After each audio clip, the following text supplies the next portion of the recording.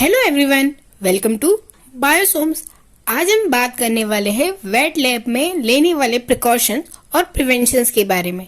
जी हाँ, क्या होती है वेट लैब्स? जहाँ आप प्रैक्टिकल परफॉर्म करते हैं, यानी आपकी लेबोरेटरी।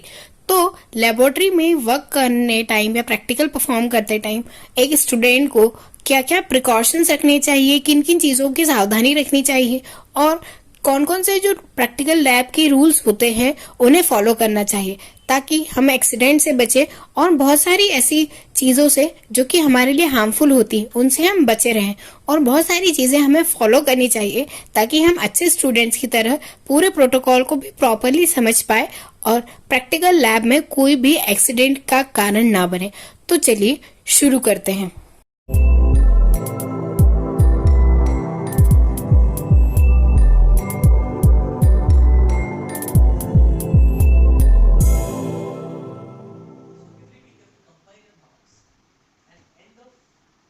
पहले बात करें तो सबसे पहले जरूरी होता है हमें एप्रन, या कहा जाए कि लैब कोट। ये नेसेसरी होता है, हर एक लैब का रूल होता है। यदि हम बायोलॉजिकल लैब में हैं, केमिस्ट्री लैब में हैं, तो वहां पर रूल होता है कि आपको एप्रन पहनना ही चाहिए, यानी लैब कोट पहनना चाहिए। क्यों? क्योंकि वो इसलिए जरूरी है कि हम कई बार कई हार्मफुल केमिकल्स पर के साथ काम करते हैं, कभी एसिड के साथ भी काम करते हैं, कभी कभी कुछ स्ट्रेन्स के साथ काम करते हैं। तो वो स्ट्रेन्स, वो एसिड और जो भी केमिकल्स है वो हमारी स्किन के लिए, हमारे क्लॉथ्स के लिए हार्मफुल होता है। तो यदि वो स्टेन हमारे कपड़ों पर गिर जाएगी तो हमारे कपड़े पूरी तरह से खराब हो जाएंगे, उन पे स्टेन लग जाएगा।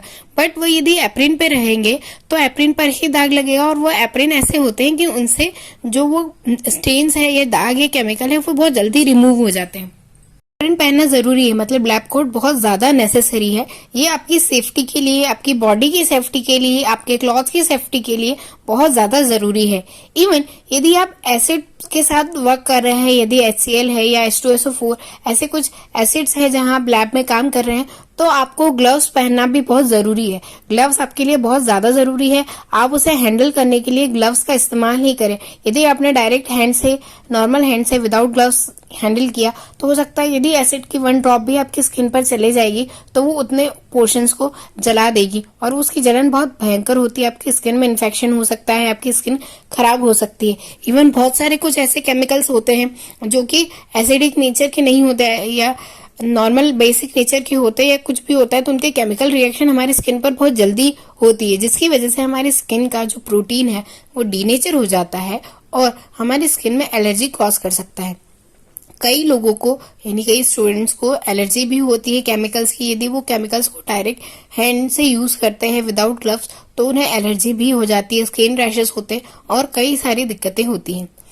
और थर्ड वन थिंग ये है कि यदि कोई फ्यूम वाली चीजें है या फ्यूमिगेशन किया जा रहा है या कोई चीज ऐसी है जिसमें बहुत ज्यादा पंजेंट स्मेल आने वाली है, तो आप मास्क का यूज करें। अब तो मास्क कंपलसरी हो गए हैं, पर फिर भी आप मास्क का यूज करें अपने लेबोरेटरी में, ताकि आप कोई भी जो चीजें हैं जिसमें फ्यूमिगेशन हो रहा है या फ्यूम्स निकल रही है या हार्मफुल गैसेस है, मास्क लगाने से आपकी जो है प्रोटेक्शन होगा। साथ ही आपको वो पंजेंट स्मेल आपकी नोज में डायरेक्ट नहीं जाएगी, जिसकी वजह से आपको कोल्ड या ऐसी प्रॉब्लम नहीं होगी। कई लोगों को एकदम यदि स्ट्रॉन्ग स्मेल जाती है तो हेडेक होने लगता है या वॉमिटिंग हो जाती है, कभी कभी चक्कर भी आने लगते हैं। एक्सपेरिमेंट्स में पाइपेटिंग करनी होती है, और ये माउथ से पाइपेट करते हैं, यानी कि यदि हम कोई प्रैक्टिकल परफॉर्म कर रहे हैं तो हम माउथ पाइपेटिंग करते हैं। तो माउथ पाइपेटिंग उन्हीं चीजों का, यानी उन्हीं केमिकल्स का करें जो कि हमारे माउथ पर जाने से उनका कोई हार्मफुल इफेक्ट ना हो। यदि आप किसी एसिड या बेस के साथ काम कर रहे हैं तो उससे कभी भी माउथ पाइपेटिंग ना करें, और यदि आप माउथ पाइपेटिंग कर रहे हैं तो बड़े ध्यान से प्रॉपर वे में करें। यदि एक भी ड्रॉप उसका या केमिकल का कुछ भी ट्रेस अमाउंट भी आपकी बॉडी में चला गया तो वो आपके लिए हार्मफुल हो सकता है। इवन वो आपके स्टमक में जाकर अल्सर भी कॉज कर सकता है। तो इसका भी आपको बहुत अच्छे से ध्यान देना चाहिए, क्योंकि हमारी हेल्थ पर इसका कोई भी हार्मफुल इफेक्ट नहीं पड़ना चाहिए। यदि आप लैब में बर्नर के साथ फंक्शन कर रहे हैं या कोई भी चीज हीट कर रहे हैं तो सबसे पहले स्पेशली फीमेल्स और गर्ल्स स्टूडेंट्स के लिए कि अपने हेयर को हमेशा एप्रिन के अंदर रखना चाहिए या फिर बन बनाकर रखना चाहिए, जिससे उनके हेयर्स का जो है वो फायर के टच में आने से बचा रहे, क्योंकि हमें पता नहीं होता हम फंक्शन करते हैं और कभी भी हमारे बाल उसके कांटेक्ट में आ सकते हैं फायर के, तो वो जल सकते हैं। इवन जो हमारे क्लॉथ्स होते हैं स्पेशली वो भी कवर होने चाहिए, यानी ऐसा कोई आपके लॉन्ग ड्रेस कुर्ता या आपने दुपट्टा लिया है तो वो भी बहुत जल्दी कैच कर लेगा फायर को। तो ऐसे हमारे क्लोथिंग भी प्रॉपर होनी चाहिए ताकि हम ऐसे कोई भी इंसिडेंट का या एक्सीडेंट का पार्ट न बन जाए जिसकी वजह से हमारे कारण लैब में या हमें किसी को नुकसान हो। सारे केमिकल्स की जब फ्यूम निकलती है तो वो इनहेलेशन में नहीं, आंखों में भी जलन करती है। तो यदि आपको इन सारी चीजों से दिक्कत है, यानी कि फ्यूमिगेशन के कारण दिक्कत है या फ्यूम्स की वजह से या गैसेस की वजह से दिक्कत है, तो आप अपने ग्लासेस भी पहन सकते हैं जिससे आपकी आंखों पर सेफ्टी बनी रहेगी।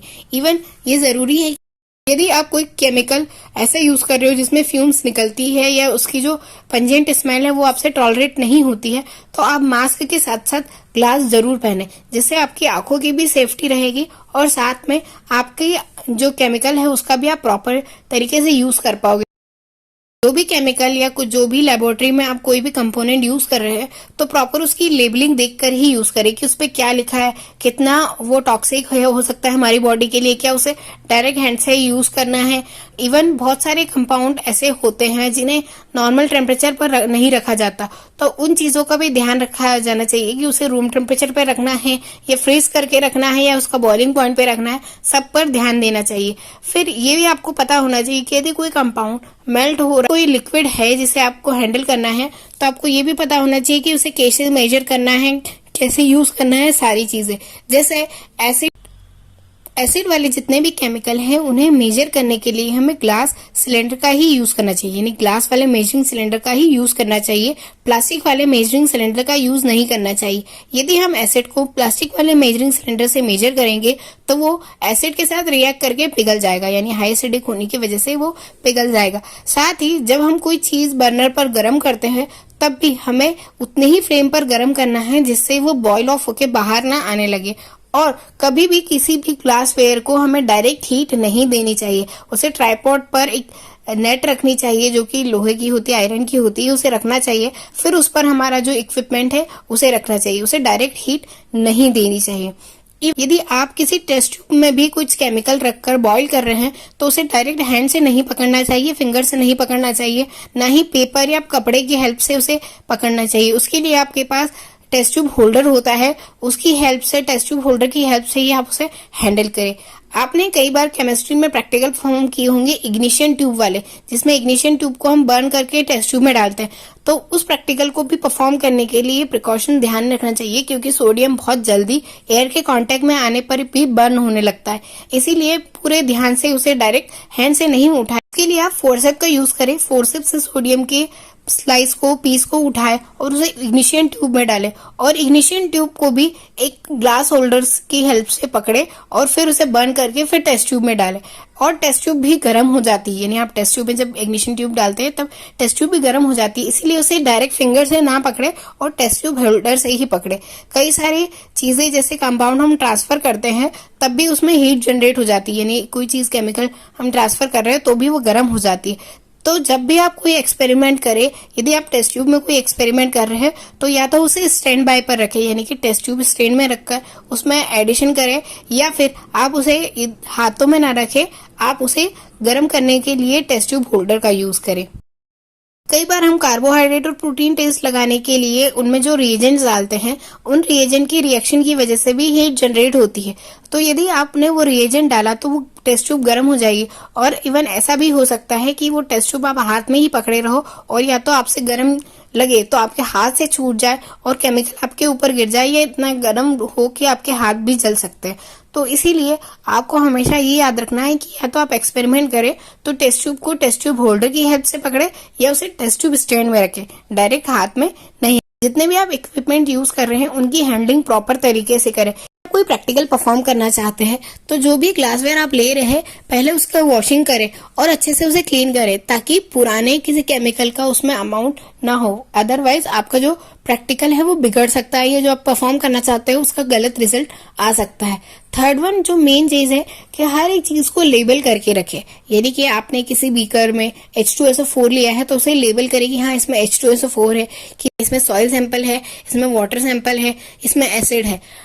और यदि सॉइल सैंपल लिया है तो उसमें उसका मेजर करें, यदि वाटर सैंपल लिया है तो वाटर सैंपल का मेजरमेंट करें, यानी कि आप उसे करके ही रखें कि इतना अमाउंट हमने इसमें लिया है। इवन कितने नॉर्मलिटी का एसिड है, कितना मोलरिटी का है, उन सारी चीजों को आपको प्रॉपर लेबल करके रखना है, ताकि जब भी आप प्रैक्टिकल परफॉर्म करें तो आपको याद भी रहे कि किस बीकर में या किस कॉनिकल में कौन सा कंपोनेंट प्रेजेंट है।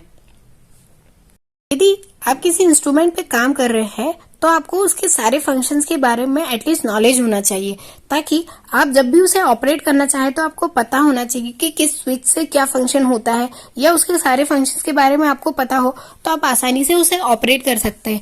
नहीं तो अदरवाइज आपको उसके बारे में कुछ पता ना हो और आपने बस इंस्ट्रूमेंट इंस्टॉलेशन करके रख दिया और आप प्रॉपर ऑपरेट करते नहीं आए तो भी आपके प्रैक्टिकल में भी डिस्टर्ब हो सकता है। इवन कभी कभी ऐसा भी हो सकता है कि यदि आपने उसे गलत तरीके से ऑपरेट किया है तो इंस्ट्रूमेंट खराब भी हो सकता है, या फिर इंस्ट्रूमेंट इलेक्ट्रिसिटी वाला हो तो हाई वोल्टेज गेन करके वो लाइट का जो भी सर्किट है, इलेक्ट्रिसिटी का सर्किट है, उसे भी खराब कर सकता है। और इलेक्ट्रिसिटी सर्किट की वजह से हो सकता है कि लेबोरेटरी में कोई न कुछ इंसिडेंट हो जाए या एक्सीडेंट हो जाए। तो इन सारी चीजों को आपको ध्यान रखना है। अब एक प्रॉपर स्टूडेंट के लिए कुछ कुछ रूल्स और रेगुलेशंस होते हैं, उन चीजों पर भी आपको ध्यान देना है। जैसे कई सारी लैब ऐसी होती है जहां पर शूज अलाउड नहीं होते, सॉक्स अलाउड नहीं होते, यानी कि आप लैब के अंदर शूज और सॉक्स नहीं पहन के जाते। तो उसके पीछे भी कुछ रीजन होता है, ऐसा नहीं है कि आपको जबरदस्ती रोका जाता है। तो उन चीजों का भी आपको ध्यान रखना चाहिए। फिर कुछ ग्लासवेयर्स ऐसे होते हैं जिनकी वॉशिंग डिटर्जेंट से नहीं की जाती, क्रोमिक एसिड या फिर किसी और चीज से की जाती है। तो उन चीजों का भी आपको ध्यान रखना है कि किस ग्लासवेयर की वॉशिंग किस तरह से की जाती है। कई ग्लासवेयर्स को सैनिटाइज करके यानी इथेनॉल का यूज करके भी क्लीन किया जाता है, या ग्लासवेयर्स को हाई हीट देकर भी उसे स्टेलाइज किया जाता है। तो उन सारी चीजों के बारे में आपको ध्यान रखना है।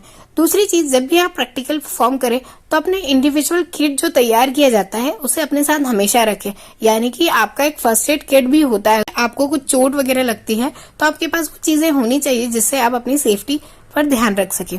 दूसरी चीज, जब हम बायोलॉजी प्रैक्टिकल्स की बात करते हैं तो हम ब्लड टेस्ट करते हैं।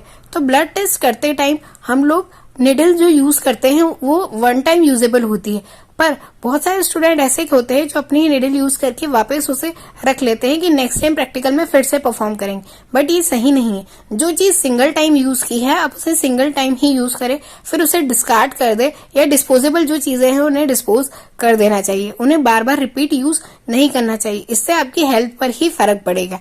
देन ऐसे कोई प्रैक्टिकल जो हमारे ब्लड से रिलेटेड या बॉडी से रिलेटेड है तो उन प्रैक्टिकल्स को बड़े ध्यान से करना चाहिए। जैसे ब्लड टेस्ट हुआ तो उसके लिए हमें फिंगर प्रिक करनी होती है, तो उससे पहले हमें जो हमारी फिंगर है उसे पूरी तरह से स्टरलाइज करना होता है, अच्छे से वाइप करना होता है। तो इन सारी चीजों को हमें अच्छे से ध्यान देना होता है। जैसे हीमोग्लोबिन टेस्ट के लिए भी हमें ब्लड की रिक्वायरमेंट होती है।